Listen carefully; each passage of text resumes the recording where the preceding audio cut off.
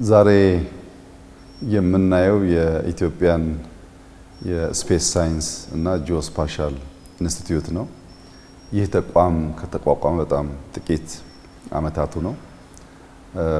የሚሸፍነው ስኮፕ ከከርሰ ምድር እስከ ስፔስ ያለውን ለልማት አስፈላጊ የሆኑ ዳታዎች የመለየት አናላይዝ ማድረግና ለውሳኔ በሚያመች መልኩ ማቅረብ ነው አንዱ ስራቸው እና ሲጀመር ጥቂት ዓመታት ስለሆኑት በዚህ ደረጃ የደረጀ ተቋም የማየት ጉጉት ቢኖረንም ግን አልጠበቅም። ስፔስ ሳይንስ እና ጂኦስፓሻል በጣም ጥሩ ደረጃ ነው ያሉት። ፋውንዴሽን ተጥሏል።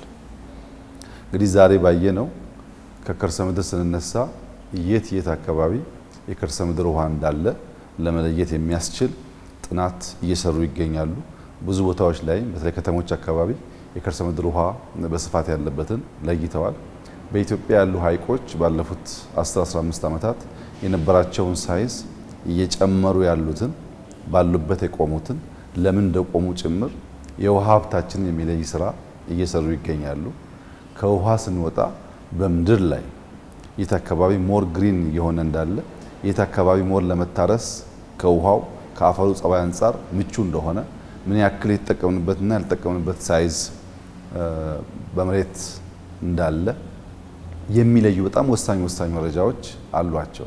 ለምሳሌ ህዳሴን እንኳን ብንወስድ ከጀመርንበት ጊዜ ጀምሮ ውሃ እየያዝን ስንሄድ ያለው አጠቃላይ ፒክቸር የሚታየው እዚህ ነው እና በውሃ በመሬት እየተገነባ ያለው እውቀት በጣም ተስፋ ሰጪ ነው። በጂኦስፓሻል ቅድም እንዳያችሁት በፓርሰል ደረጃ እያንዳንዱ ላንድ ዩኒክ ኮድ ሰጥተው መለየት ይችላል።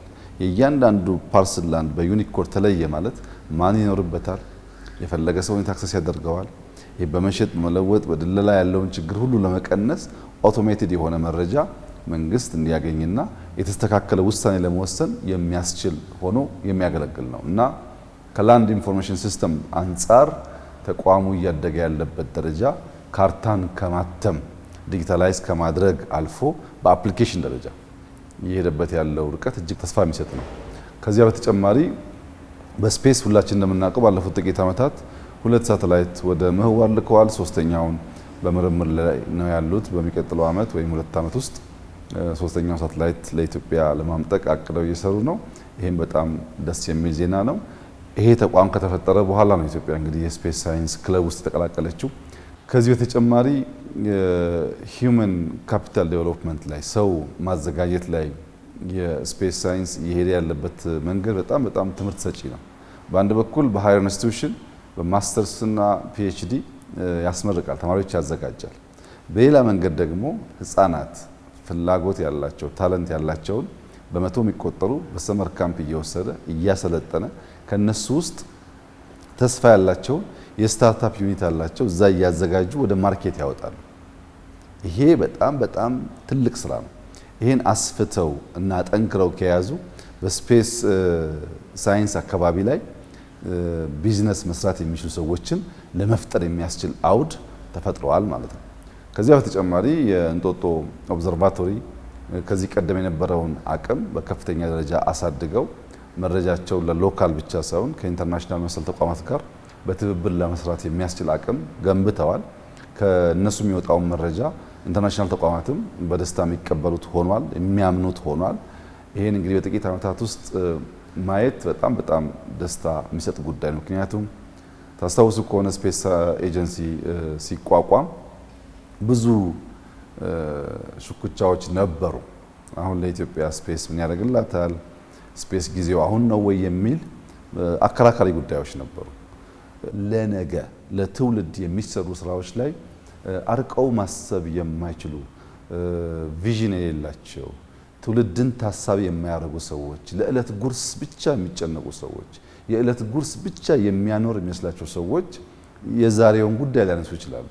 ለነሱ ዋናው ትኩረት ሆድ ነው። ለነሱ ዋናው ትኩረት ዛሬ በልቶ ማደር ነው። ዛሬ በልቶ ማደር አያስፈልግም አይደለም፣ ዛሬ በልቶ ማደር ያስፈልጋል። ነገር ግን ትውልድ እንዲቀጥልም ታስቦ ሊሰራ ይገባል። ሀገራዊ የሆኑ የወል የሆኑ ሀብቶች ተቋማት እየተገነቡ ካልሄዱ በቀር ዛሬ ያለውን ብንበላ ነገ ማምረት የማያስችል አቅም ከተፈጠረ እንጠፋለን ማለት ነው። ትውልድ ይቋረጣል። ጄኔሬሽን አፍተር ጄኔሬሽን ሳይቆራረጥ እንዲቀጥል ለማድረግ የሚያስችለው የዕለት ጉርስ ብቻ ሳይሆን ለወር ለሁለት ወር የሚቆይ ስንቅም መቆጠብ ሲቻል ነው። አባቶቻችን ድሮ በገጠር ካረሱ በኋላ እሸት ሃርቨስት ያደርጉ ሲያስገቡ ብቻቸውን አይበሉም፣ ይቃመሳሉ ከጎረቤት ጋር። ነገር ግን ባላቸው ሳይዝ ልክ ከበጋ በኋላ ክረምት ሲመጣ ይቸግረናል ብለው ምግብ ያስቀምጣሉ። ጤፍ ትንሽ ያስቀምጣሉ፣ በቆሎ ያስቀምጣሉ። ለክፉ ቀን ይባላል። ለክፉ ቀን የማያስቀምጥ ሰው ያረሰውን ዛሬው በልቶ የሚጨርስ ሰው ነገን የማያስብ ነው።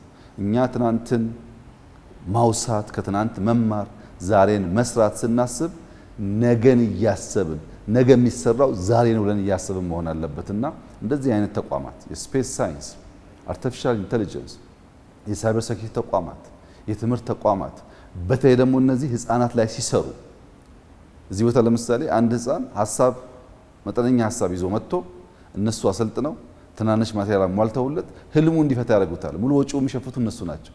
ዛሬ አንድ በአንድ ሲወሰድ ለአንድ ህፃን ልጅ ለምን ጊዜ ታባክናላችሁ? ኢንተርኔት አቅርበው ኮምፒውተር አቅርበው ሰው መድበው የሚሰሩት። ግን ከኢንቨስትመንት አንጻር ከሚያስተምሯቸው 100 ልጆች ውስጥ 10ሩ ሳይንቲስት ቢሆን 3ቱ ሳይንቲስት ቢሆን ምን አይነት ተአምር ሊፈጥር ይችላል ነገ ለኢትዮጵያ በሚል እሳቤም ጭምር ነው። ሪተርን ኦን ኢንቨስትመንቱ ዛሬ አይደለም የሚታየው፣ ውሎ አድሮ ውጤቱ የሚታየው። ያን አስበው እየሰሩ ስለሆነ የመጣው ውጤት በጣም ደስ ይላል። ወጣት ኢንጂነሮች አሉ፣ ህፃናት ልጆችም አሉ፣ ተስፈኞች። ይሄ ተቋም በርቶ ጠንክሮ የኢትዮጵያን የብልጽግና ህልም ለማረጋገጥ በእጅጉ እንደሚሰራ ተስፋ አለኝ። በስፔስ ሳይንስም በምድር ላይ ባለን እውቀትም በከርሰ ምድር እውቀት ጭምር ያደገ መረጃ ከሌለን በስተቀር ብልጽግና ማረጋገጥ አይቻልም እና ለነገ ለልጆቻችን የሚሆኑ ቋሚ ሀብት የሆኑ የሁላችን ሀብት የሆኑ ተቋማት በኢትዮጵያ እየፈጠሩ እያጠናከሩ መሄድ ያስፈልጋል። ዛሬ ባየነው በጣም ተደስተናል። እዚህ የሚሰሩ ሰራተኞች፣ አመራሮች ሊኮሩ ይገባቸዋል። መኩራት ብቻ ሳይሆን ሀገር የሚሰራው በዚህ አግባብ እንደሆነ አምነው ለነገው ትውልድ የሚበጅን መሰረት መጣል ቀዳሚ ተግባራቸው መሆን ይጠበቅበታል። ኢትዮጵያ ተስፋ አላት። ኢትዮጵያ በነገ በሚያስፈልጉ ጉዳዮች ላይ የጀመረችበትና ፋውንዴሽን የጣለበት መንገድ ለልጆቻችን የተሻለ ዓለም እየተፈጠረ እንደሆነ ያሳያል። ነገን እያሰብን ዛሬ ተግተን መስራት ያስፈልጋል።